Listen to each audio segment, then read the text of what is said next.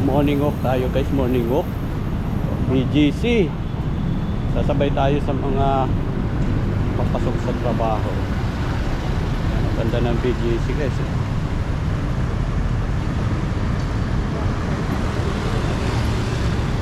Dito tayo sa may McKinley. Malapit sa Market. Saka SM Aura.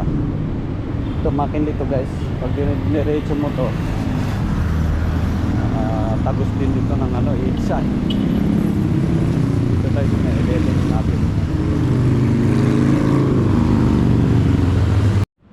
Habang tumatagal guys yung BGC, napapansin ko nagiging congested din siya eh. Oo, daming tao na.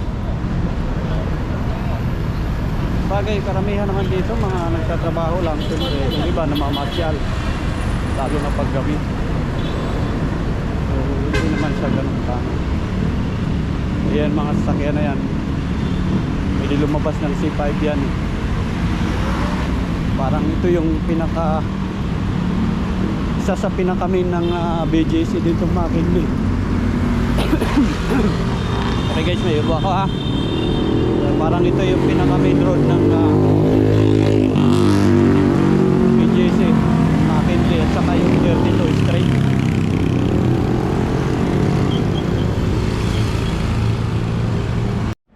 Tawid tayo.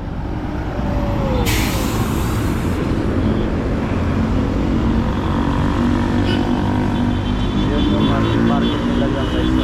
Yung na yan. Pero balita ko, parang bubuwagin yata yung market na yan. Hindi lang ako sigurado, pero mukha sa mga balita ganun.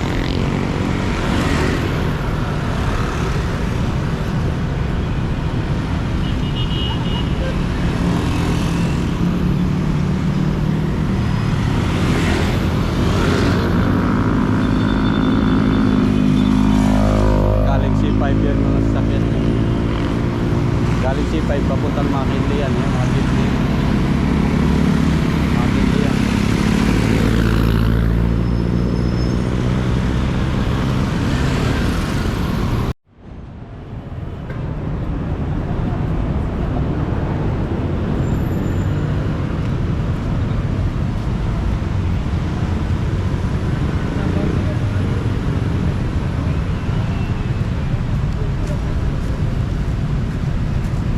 Tayo guys, yung mga patok dito yan, ulalapad no? Pwede pangadaanan ng motor eh.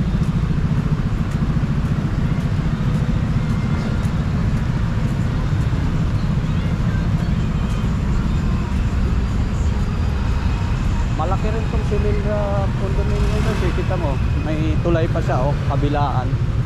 Pwede tumawid. Pwede nga lang doon tumawid, siyempre yung taga Silindra lang. Exclusive for Silindra community lang yan. Hindi pwede dyan tumawid yung outsider. Kasi siyempre pag tatawid ka, galing ka doon mismo sa loob ng Silindra.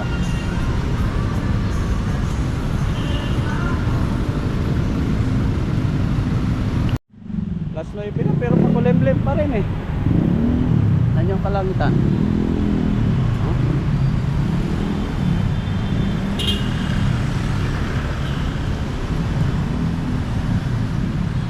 Ano ito guys dito? Anong parang 28th Street yata ito dito eh. Ay ito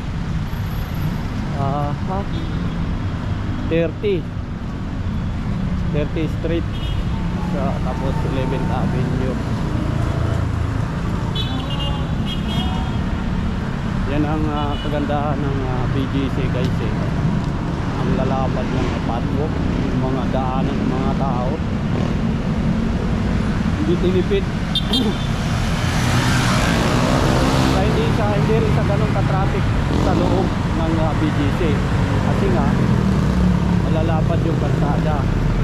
Pero yung papasok ng BGC, McKinley at saka yung C5, medyo doon nagkaka-traffic eh. Pero yung sa loob ng BGC, bihirang-bihira magkaroon ng traffic talaga.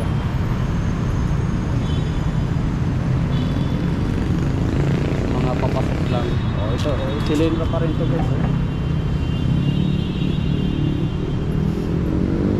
Doon, ayun, yung bakanting ano yan eh.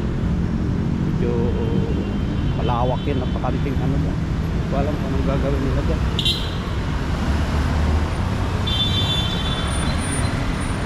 Saka parang pupunti na lang din guys yung ano eh, mga bakanting lugar dito eh.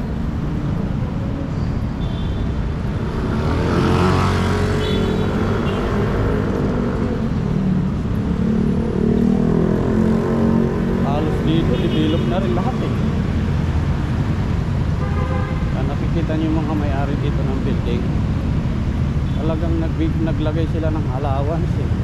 Yun yan o, kung nakabay kayo, pwede nyo dyan i-park yung bike nyo. At katulad na ni Kuya nagpa-park, ang bayad dyan. I-risky nga lang. Mamaya, muna ka, kailangan nakalang talaga ng maayos.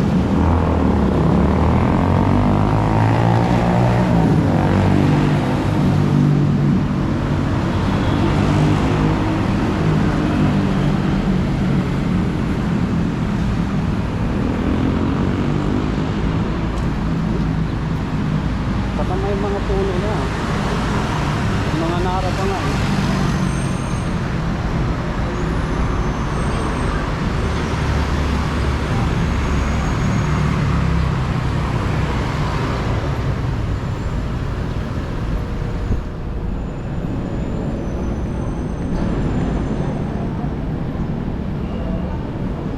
Ito yun naman yun guys, yung finance center.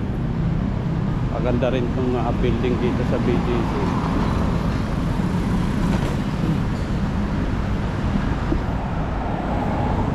Finance center.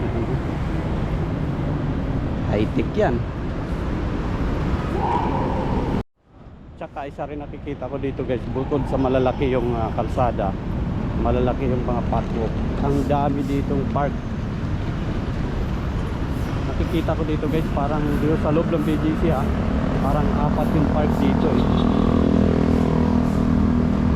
Saka talaga may puno sa mga upuan. Kailangan na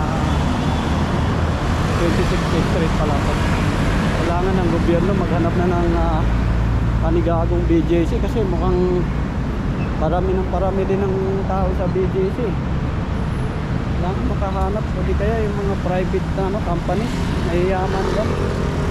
Ano makahanap sila ng panibagong BGC.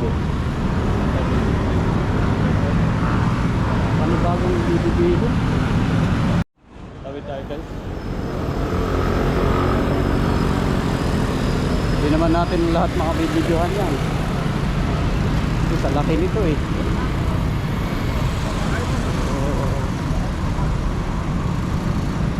Pagkakalam ko dito sa BGC na to 350 ilang tawag dito 350 hektarya ito eh. So yung basta-basta maiikot yan ng isang oras lang.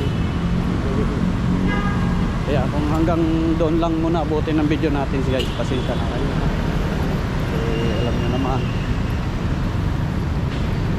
malulubat din kaagad yung battery.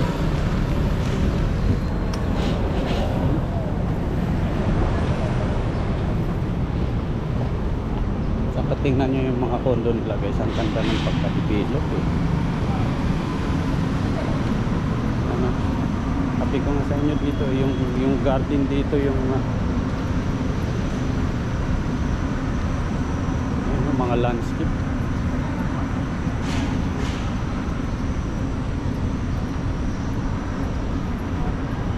Yung landscape dito yung kahit nasa loob ka ng Metro Manila, pag kita mo yung landscape na mga ganda, feeling mo nasa park ka lagi eh.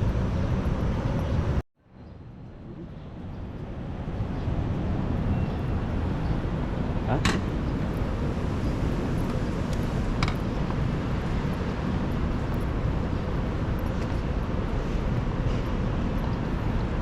court pala yan.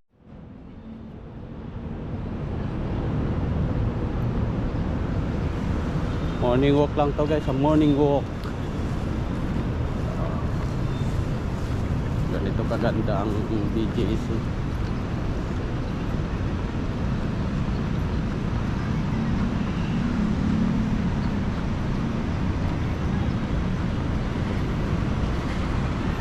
Pasensya na kayo kung hindi ko lahat papakita sa inyo yung BGC kasi sa totoo lang talaga malaki guys eh. Hindi siya kaya videohan ng isang oras lang eh. Natin maglaan ng panahon talaga.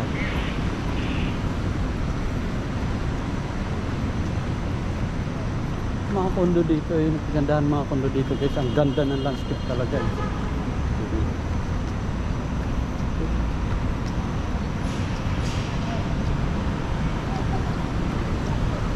Saka pagbaba mo ng kondo guys dito, hindi ka nalalayo kasi mga pagkain, mga kainan, mga restaurant andyan na mismo eh. Yan o, park na naman to eh.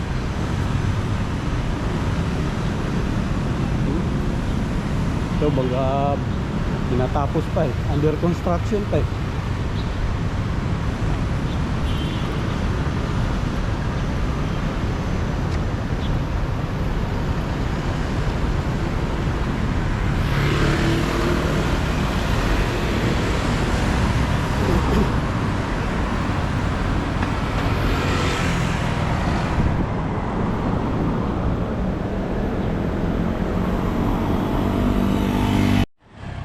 Tayo guys, punta tayo sa park.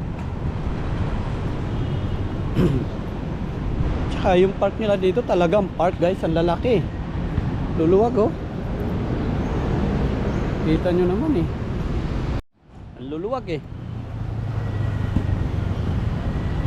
Parang napapansin ko lang ha, parang apat nga napapansin ko dito eh.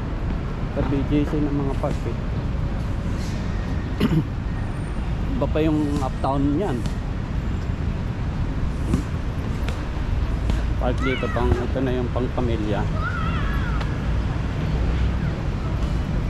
Kita nyo daw yung ano. Kita.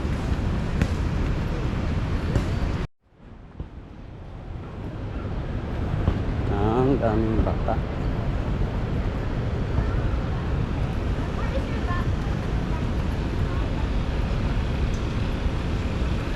Gali yung mga park nila dito parang mini golf course na rin eh. Lalawak eh.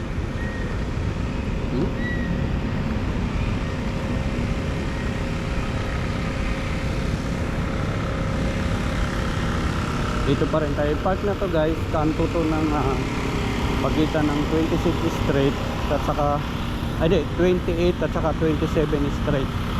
So yun, pagitan siya dyan. Tapos 9 hanggang 7th Avenue ito eh. Pwede nyo igala dito yung mga aso ninyo eh. Daan ng pang sa gitna eh.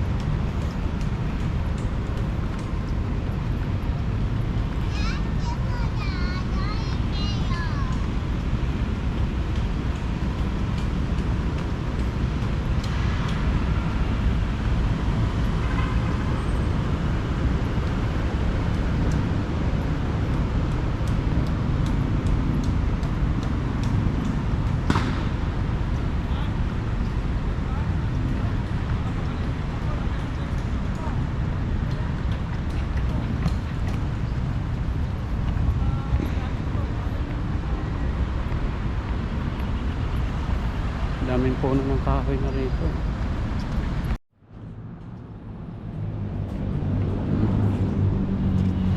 Bawal ang alak dyan. Pumunta kayo ng park, mag-inom kayo dyan guys, bawal ang alak.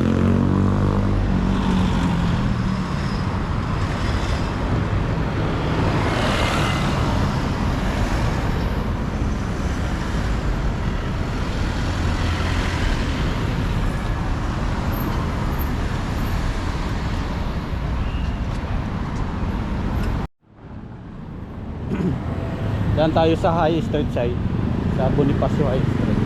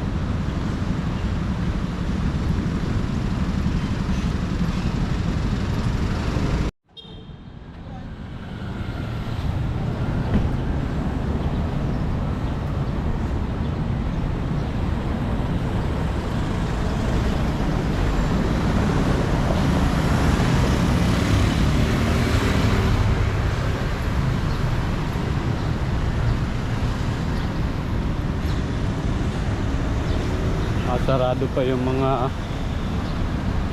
shopping center guys, kasi maaga pa talaga eh.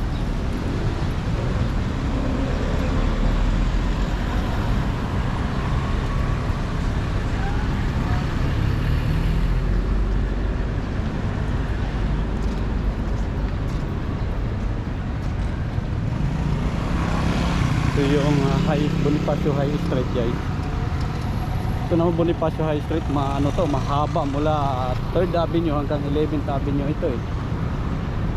Pag December dito, ang ganda dito guys. Ayun, meron pa nga Christmas tree. Di pa nabubura eh. Ay, di pa tinatanggal eh.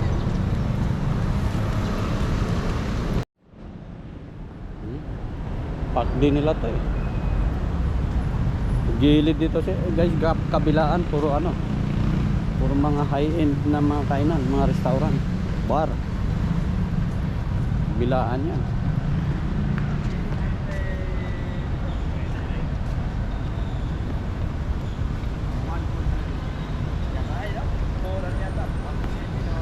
Sikat tong Mary Grace guys. Lahat kahit saan ako magpunta ng mga lugar ng mga high-end, lagi meron yan.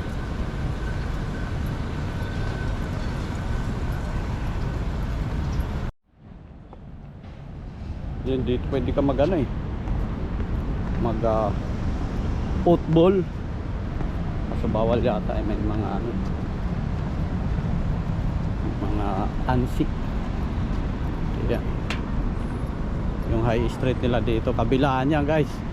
Mula 11th Avenue hanggang 3rd Avenue, kabilaan yan, puro mga shopping center, mga kainan.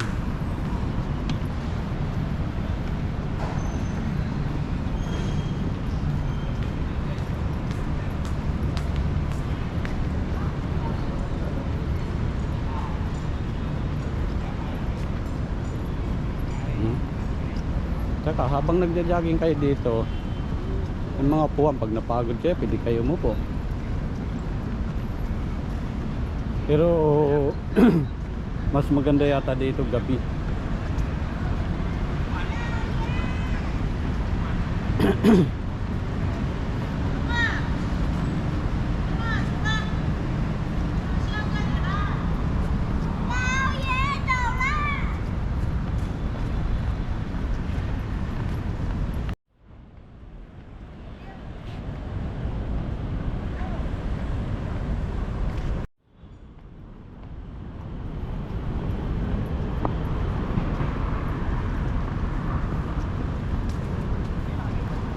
Ito naman guys yung 5 Avenue.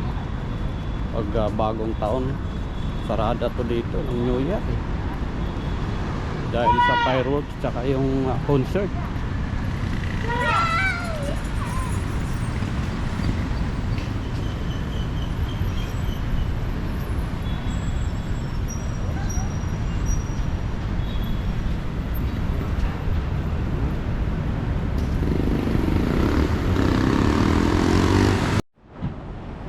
Hindi na tayo pupunta doon guys. 3rd Avenue na yan doon. Alayo na tayo, mukhang malulubat ng camera ko eh. Ayan, hanggang pa yan doon. Dinire-diretso mo yung na yan guys, yung 5th Avenue na to, hanggang doon yan sa 32 Street. Pagdating doon 32 Street, nandun na rin yung St. Luke's Medical Center. Doon yun. Doon na tayo pupunta doon. Sunod-sunod na lang na ayan nasa 29, pagitan na tayo ng 29 sa 30 Street.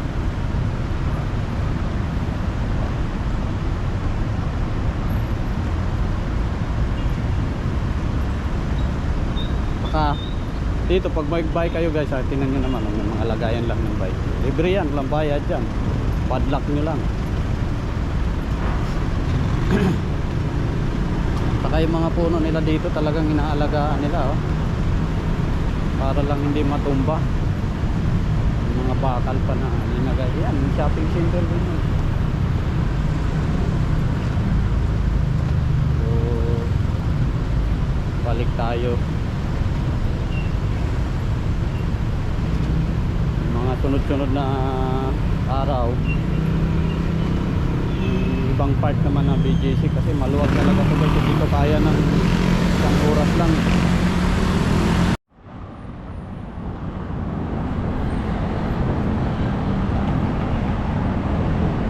Ito ang sitwasyon ng BGC pag weekdays ng umaga. So, tingnan nyo naman, hindi siya matraffic eh. Sa loob ng BGC hindi gaano matraffic guys. Nakikita nyo naman yun, wala kang makikita ng traffic. Ang papasok ng BGC doon ang doon matraffic. Bawa dadaan ka dito sa may McKinley galing ng Makati, traffic yan. Tapos kung nandito ka naman sa C5, may traffic din, pero pag umaga hindi siya ganun ka traffic. Wag lang talaga yung mga rush hour gabi, mga 5 to 6, 5 to 7. Ayan, traffic talaga yan. Saan pa ba pwedeng way ng sa may Kalayaan? Medyo hindi traffic din Kalayaan. Pag Kalayaan ka na pumasok,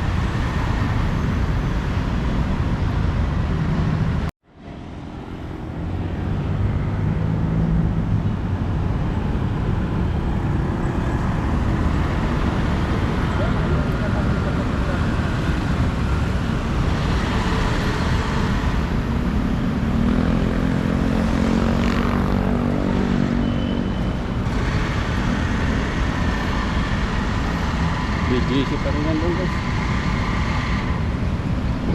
Yung uptown naman puntang Kalayaan, malaki rin yun. Kaya hindi mo talaga maiikot yan ng mahilig sa mga nightlife dyan. Hindi kayo dyan.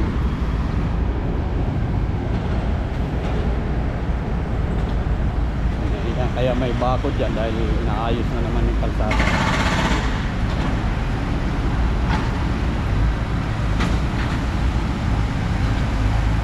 Ayun yung mga bus guys, BGC bus.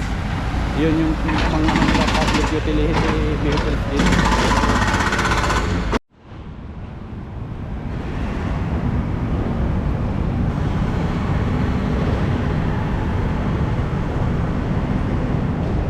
Init na.